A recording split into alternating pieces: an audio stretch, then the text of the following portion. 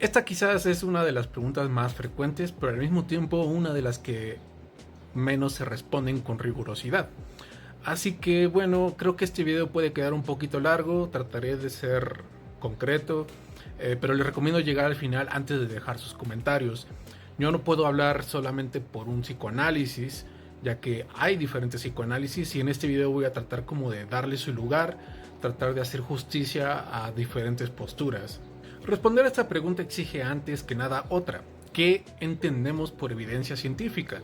En el campo de la salud mental, los criterios dominantes de evidencia se definen desde el paradigma de la psicología basada en evidencia, que exige para considerar válido un tratamiento la existencia de estudios empíricos controlados, especialmente ensayos clínicos aleatorizados, RCTs, y metaanálisis.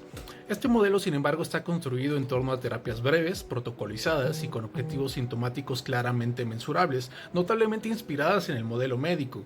En ese sentido, evaluar un tratamiento tan complejo, heterogéneo y de largo plazo como el psicoanálisis representa un reto metodológico profundo. Y antes de que alguien diga que esto es irse por las ramas o evadir el problema, es importante aclarar: esta discusión no es una distracción, sino el núcleo del asunto. Por cierto, dejaré las fuentes de lo que mencioné aquí y algunas otras en la descripción del video, si no cabe en los comentarios. El psicoanálisis sí tiene evidencia.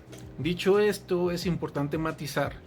Si hablamos de psicoterapia psicodinámica, es decir, formas de terapia más breves formuladas como modificaciones o acotaciones del método psicoanalítico clásico, la respuesta clara es sí, existe evidencia científica robusta que respalda la eficacia. Estudios como los de Jonathan Shedler o los metaanálisis de Leichering y Rabung muestran que las terapias psicodinámicas son al menos tan efectivas o incluso más que las cognitivo-conductuales para muchos trastornos, y que sus beneficios tienden a mantenerse e incluso profundizarse después del tratamiento. Pero si nos referimos al psicoanálisis en su forma clásica, freudiana, el panorama cambia.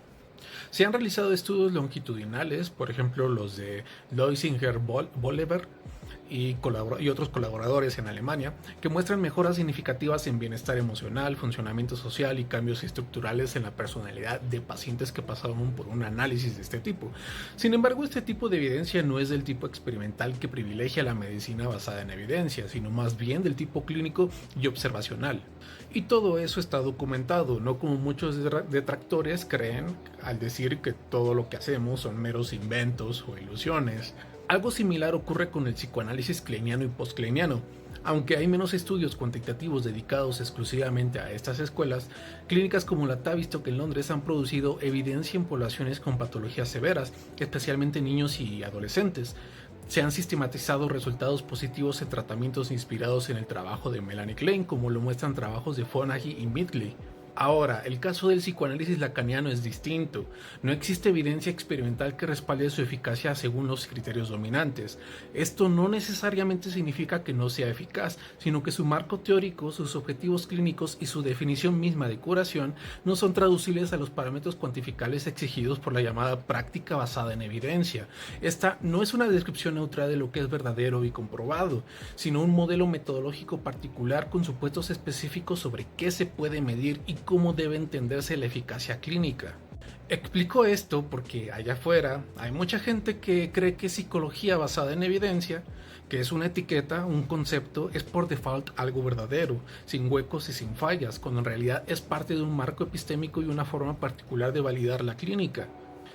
Desde el lacanismo se han hecho críticas contundentes a estos métodos, a estos modelos, señalando que son incapaces de captar lo que el psicoanálisis ha puesto en juego desde sus inicios.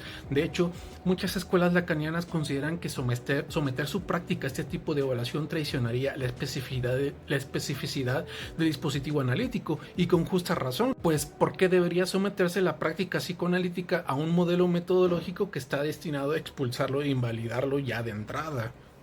Aunque por supuesto hay otros psicoanalistas que piensan distinto, como Keshler, Schachter, Thoma, que abogan por la necesidad de validar empíricamente las teorías psicoanalíticas para sostener su legitimidad científica y avanzar en la disciplina, pero no sin dejar de criticar el modelo clínico tradicional.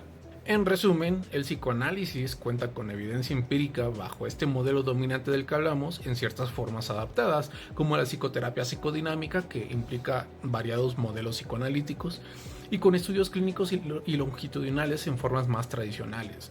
Pero también es cierto que su valor y legitimidad no depende exclusivamente del tipo de evidencia que hoy hegemoniza la validación terapéutica.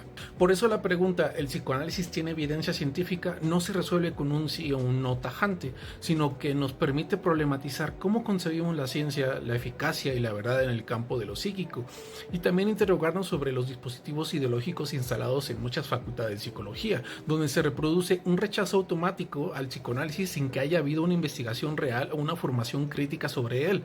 La frase "el psicoanálisis no tiene evidencia" se repite con la fuerza de un dogma, no como conclusión de una evaluación seria, sino como un reflejo del marco dominante que define de antemano lo que cuenta y lo que no como válido en el campo clínico. Pero en fin, hasta aquí lo dejo. Hay mucha más información, creo que es mucho para un video de TikTok, y bueno, sé que hay otras preguntas que me han hecho, trataré de irlas respondiendo. El tiempo no siempre es favorable, pero en fin.